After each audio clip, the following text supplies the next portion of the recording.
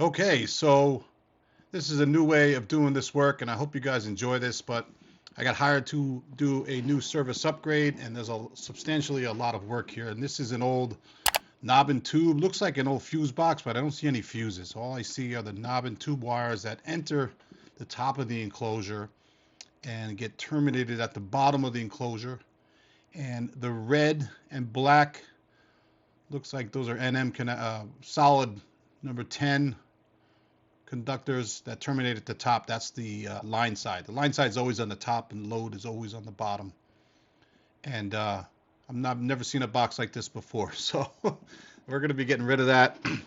And I just wanted to show you these slides as a new way to make these videos.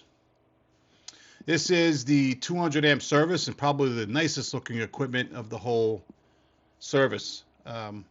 Obviously the fuses that are in there, this dates back probably before they had main breaker panels, or they just chose to do this 200 amp. I'm pretty sure back in the 1960s or late 1950s when I think this service was upgraded to these fuses.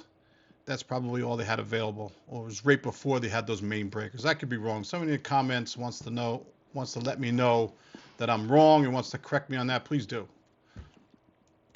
This is a wiring trough, and here it's missing a cover down below. It's to the left of the main fuse panel that we just saw. And this wiring trough supplies power to this disconnect here for this 30 amp Federal Pacific oven range. So the box is Federal Pacific. And then it feeds out through that junction box, and you can see that piece of white Romex going up to the to wherever it's going.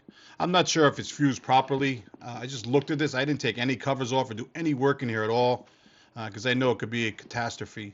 So this is the wiring trough and the range. We're going to clean this up, and that'll all be in one enclosure with a main breaker panel. Here's a Federal Pacific panel that's also connected to the system here. Obviously, the first thing that stands out to me at the top are the double tapped lugs. That's most likely a violation. It might not have been when this panel was put in. It is now, and we all know about the history of Federal Pacific. It's only missing a couple of circuit breakers in the middle. This is not a split bus, and I'm not exactly sure. Or maybe it is a split bus. You guys will let me know in the comments.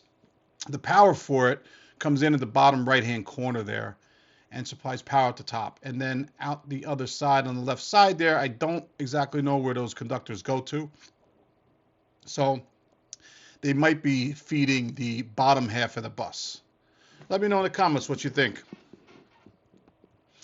About the only updated piece of equipment here is this Square D home line panel.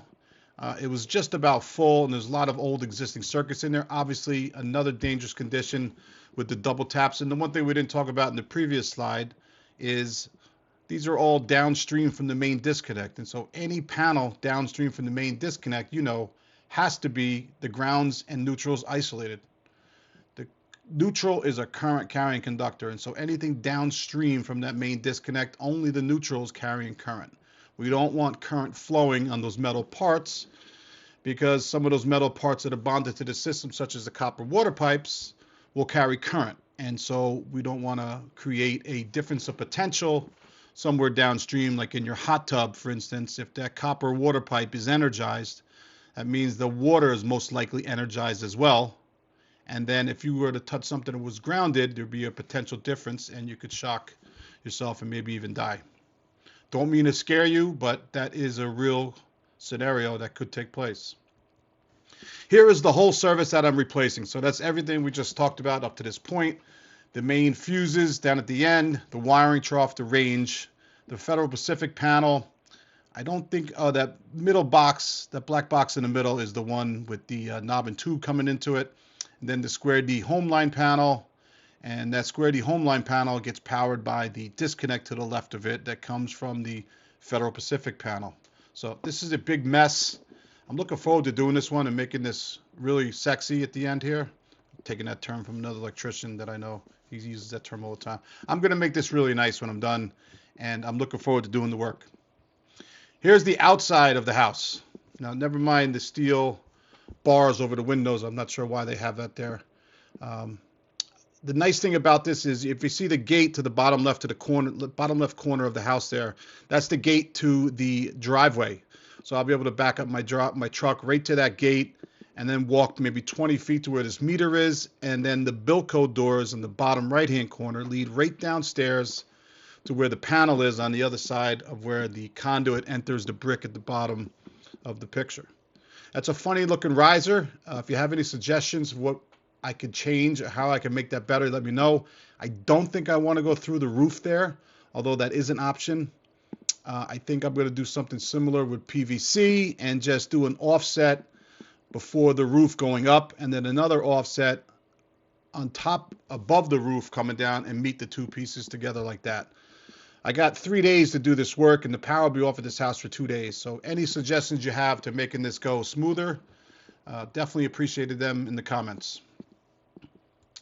Guys, thanks for watching, and I will see you soon.